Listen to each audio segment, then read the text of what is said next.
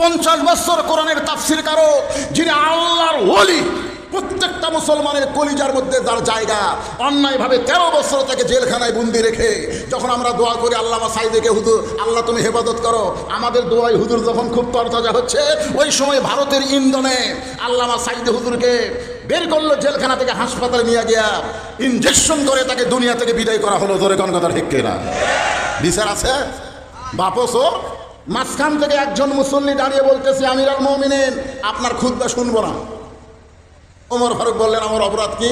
বলে, আপনার অপরাধ হলো আপনি লম্বা জুব্বা গাউত দিয়ে আমাদেরকে খাটো পাঞ্জাবি দিয়ে খুতবা দিচ্ছেন। আমাদেরকে খাটো পাঞ্জাবি দিয়ে আপনি লম্বা জুব্বা কোথায় পালেন? এটা না বলা পর্যন্ত আপনার বক্তব্য, আপনার খুতবা আমরা শুনবো না। আজকে যদি আপনারা বলেন, এমপি সাহেব আপনি শেরপুর ধুনুটের এমপি হয়ে কানাডায় বাড়ি বানালেন কেন? বলা মাত্রই পুলিশ আপনাকে গ্রেফতার করবে। জোরে কোন কথা ঠিক কিনা? বাংলাদেশের মতন 96টা, একটা না দুটা না, 96টা দেশের খলিফা হযরত উমরের জুব্বা লম্বা। আমাদের বাংলাদেশের মতন কয় দেশ? কথা কয় না, কয় দেশ? 96টা দেশের খলিফার জুব্বা লম্বা। আর ওয়া শুনবে না। ওমর ফারুক চোখের পানি নিয়ে কান্না শুরু করলেন। এমন সময় আব্দুল্লাহ ইবনে ওমর 30 পারা কোরআনের হাফেজ, 6 লক্ষ হাদিসের হাফেজ। সুবহানাল্লাহ, জোরে কইতে পারলেন না?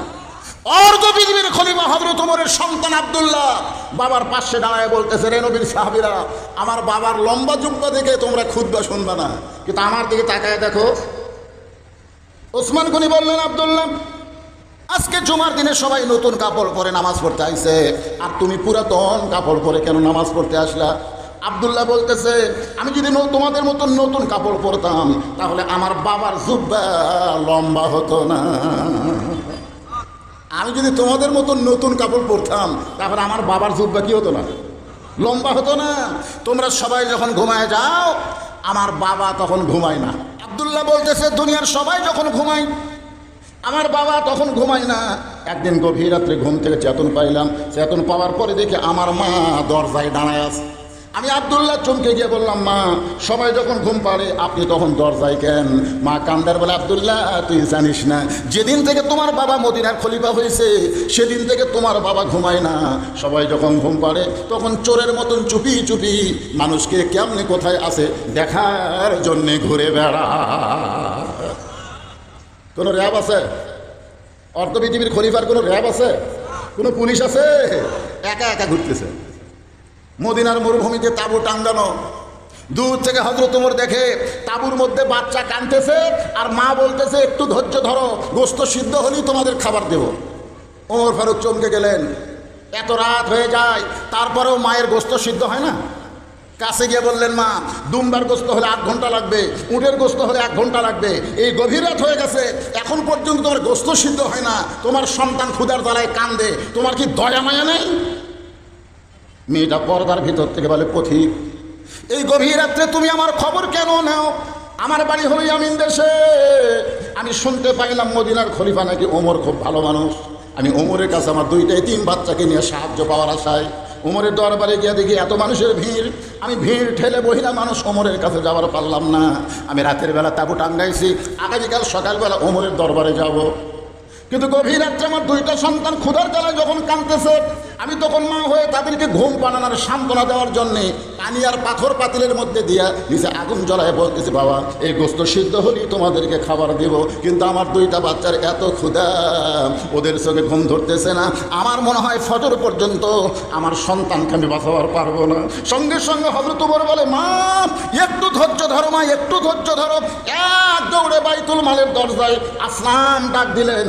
আসলাম বলে, আমিরুল মুমিনিন এই গভীর রাত্রে কি বলেন? বলে, 1 বস্তা খাবার আমার মাথায় উঠে দে। আসলাম বলতেছে, আপনি হলেন আমির, আমি হলাম চাকর, কোথায় খাবার বস্তা নিয়ে যাওয়া লাগবে আমার হুকুম দেন। ওমর ফারুক বলে, আসলাম রে একজনের পাপের বোঝা আর একজন কেউ টানবে না, দিয়ে আমার মাথায় উঠে দে। বিশাল খাবার বোঝা যখন মাথায় উঠে দেয়, ওমর ফারুক বস্তা নিয়ে যখন দৌড় মারতেছে, পিছন দিক থেকে আসলাম কান্দের বলে, আমিরুল মুমিনিন এত জোরে দৌড়ালে যদি আপনি পড়ে যান আপনার কষ্ট হবে। ওমর ফারুক বলে, আসলাম রে নির্দিষ্ট সময়ে যদি জায়গা মতো যাবার না পারি তাহলে জাহান্নামের আগুনে আল্লাহ পাক আমাকে পুড়ায় ফেলবে। তারপর পাশে গিয়ে বললেন, মা মা রুটি আর হালুয়া তৈরি করো। মেয়েটা রুটি হালু তৈরি করে উমর ফারুকের হাতে যখন দেয়, উমর ফারুক দুইটা এতিম বাচ্চাকে দুই উরাতের উপরে বসায়া রুটি হালুয়া যখন ছিঁড়ে ছিঁড়ে মুখে দেয়, দুইটা বাচ্চা খায় আর উমর ফারুকের চেহারার দিকে তাকায় থাকে। উমর ফারুক গভীর রাত্রে কান্দার বলে, আল্লাহ এ অদমকে জাহান্নামের আগুন থেকে তুমি বাঁচায় দাও। মেয়েটা বলতে, পথিক ভালো মানুষের গল্প শুনেছি, জীবনে কোনো ভালো মানুষ দেখে নাই, আজকে তুমি এত ভালো, আমার বিশ্বাস হয় তুমি যদি মদিনার খলিফা হইতা তাহলে আল্লাহ মদিনাকে জান্নাত বানায়া দিত। আব্দুল্লাহ বলতে, সাহাবীরা রে, তোমরা যখন ঘুমাও আমার বাবা তখন ঘুমায় না। গভীর রাত্রে আব্দুল্লাহ আমার দরজায় গিয়ে বলতেছে, আব্দুল্লাহ আব্দুল্লাহ। আমি দরজা করে তাকায় দেখি বাবা একটা কাপড়ের টুকরা নিয়ে দাঁড়ায় আছে। আমি বললাম, বাবা বাইতুল মাল থেকে আমার একটা কাপড় দিচ্ছে, আপনি আর একটা দিয়ে রাখছেন, তাহলে নেতার বেটা হওয়ার মধ্যে লাভ আছে। একটা পাশি আর একটা দিয়ে রাখছেন। ওমর ফারুক বলে, না বাবা আমি তোকে দিতে আসিনি রে। ইন্নাল্লাহা ইয়ামুরুকুম আন তুআদ্দুল আমানাতি ইলা আহলিহা ওয়া ইযা হাকামতুম বাইনান নাস আন তাহকুমু বিল আদল। যদি আমানতের খিয়ানত করি গোটা মদিনা আল্লাহর আমানত, জোরে বলেন কথা ঠিক কিনা? বরং এই কাপড়টা আমার গায়ে খাটো হবে, তোরটা যদি আমারে দান করিস, তোরটা আর আমারটা মিলে আমি একটা লম্বা জুব্বা বানাবার চাই। আব্দুল্লাহ বলে, গভীর রাত্রে আমার কাপড়ের টুকরা আমার বাবাকে দান করলাম, বাবা তার কাপড় আমার কাপড় একত্র করে সারা জুব্বা বানায়া সেই জুব্বা পরে বাবা এখন খুতবা দেয়। এখন বলো আমার বাবার খুতবা শোনা যায় কিনা যায়? সমস্ত সাহাবীরা চিল্লায় বলে, আল্লাহর কোরআনকে যখন রাষ্ট্র চলবে এমন ভালো মানুষকে নেতা হিসাবে পাওয়া যাবে। নিয়ত করেছেন যে বক্তার সাথে সাথে হা হু করবো না। এক নম্বর হলো আবু বকর, জোরে করে এক নম্বরকে।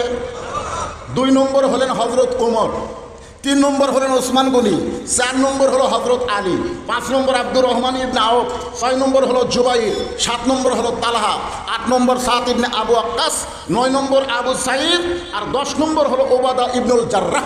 এই 10 জন হলেন আশারে মুবাশশারা। তাহলে হজরত ওমরের ভবিষ্যৎ খবর কি? জান্নাতি। ওসমান গনি বলেন, আপনি বর্তমান অর্ধ পৃথিবীর খলিফা, আপনার ভবিষ্যৎ জান্নাত। তাহলে আপনার অতীতের খবর কি? ওমর ফারুক বললেন, অতীতে আমি খালার বাড়িতে রাখালি করতাম। কার বাড়ি? বিকেলবেলা যখন ছাগল নিয়ে আসতাম, আমার খালা আমার কান ধরে বলতো, ওমর কয় ছাগল নিয়ে গেলে কয়টা ফেরত আনলে? আমি ছাগল গুনা দেখি 3-4টা কম। আমি আবার দৌড় দিলাম, ওই ছাগলগুলো খুঁজে খুঁজে নিয়ে খালারে যখন জমা দিলাম, খালা মাথার চুল ধরে বলল, ওমর যেই ভুল আজকে করেছো একই ভুল যদি আগামীকাল করো তোমার রাখালির চাকরি ক্যান্সেল করে দেব। আমি তখন খালার পা ধরে বললাম, খালা রাখালির চাকরি যদি ক্যান্সেল করে দেন তাহলে থাকবো কোথায়, খাবো কি?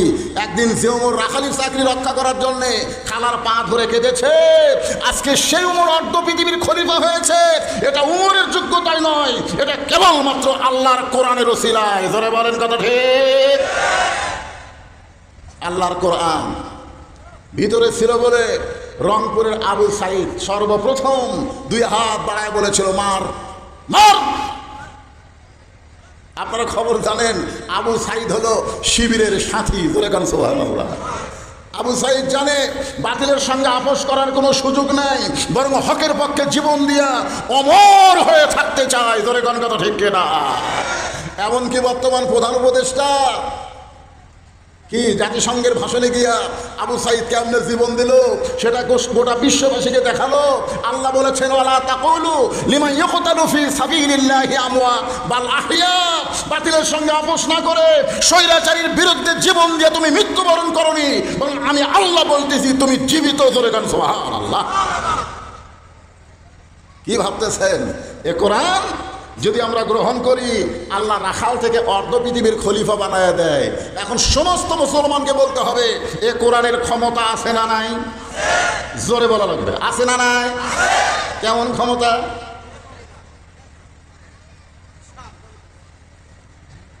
এই কোরআন দিয়ে যখন বাংলাদেশ চলবে তখন বাংলাদেশের নেতাদের চেহারা কেমন হবে? এখনকার নেতা আপনাকে সাবেক এমপি 10 বছর আমাকে ধনুর শেরপুরে ওয়াজ করতে দেয়নি। হাবিবুর রহমান কোথায় কোথায়? আমি শুধু বলেছিলাম কোরআন দিয়ে যখন রাষ্ট্র চলবে তখন এমপি মডেল মসজিদের খুতবা দেওয়া লাগবে, ধরে কোন কথা ঠিক কিনা? খালি মসজিদ বানালে হবে না, প্রত্যেকটা মসজিদের খতিব হবে এলাকার বড় নেতা। আর নেতার মুখে দাঁড়িয়ে নেয় এই একটা কথায় আপনাদের এমপি আমাকে 10 বছর এই 2 থানায় ওয়াজ করতে দেয়নি। কি ভাবতেছেন? কোরআন দিয়ে যখন রাষ্ট্র চলবে নেতা ইচ্ছা মতো চলতে পারবে না, নেতাকে চলতে হবে আল্লাহর কোরআন নবীর তরিকা অনুযায়ী। জোরে বলেন কথা ঠিক কিনা? এই জন্য আল্লাহ কোরআনে বলেছেন আতিউল্লাহ ওয়া আতিউর রাসূল উলিল আমরি মিনকুম, আল্লাহ আনুগত্য করো, নবীর তরিকা মোতাবেক চলো, আর তোমাদের আমিরকে তোমরা মানো।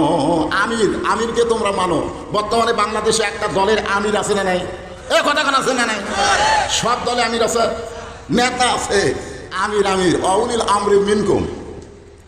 জুমার দিনে আমির খুতবা দিচ্ছে, মাঝখান থেকে একজন মুসল্লি দাঁড়িয়ে বলতেছে